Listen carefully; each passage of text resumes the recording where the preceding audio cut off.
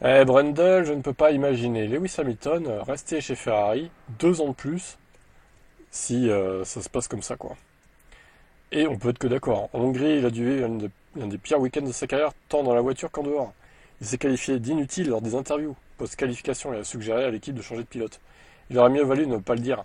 Mais il voulait clairement se punir ouvertement. Il traverse une situation personnelle difficile. Alors effectivement, il y a peut-être des problèmes dans sa vie perso aussi, hein.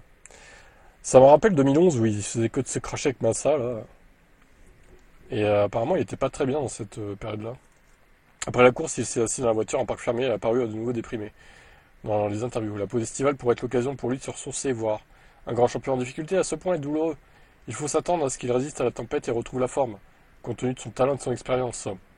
Mais au-delà de ça, j'imagine tout simplement pas tenir 2 saisons de plus chez Ferrari, ou ailleurs d'ailleurs, dans cette situation. De toute façon, encore une fois, là, il va finir 2025 un peu en difficulté. 2026, on espère que ça sera mieux, mais si c'est pas mieux, bah, il se barrera de la F1. Et je pense que ça sera mieux pour tout le monde, hein. Pour les fans comme pour lui, hein. On n'a pas envie de le voir comme Raikkonen à faire la saison de trop, hein, clairement, à être là sans être là, quoi. Donc bon, ou même Vettel chez Aston d'ailleurs. On pourrait comparer à ça aussi. Bref, affaire à suivre.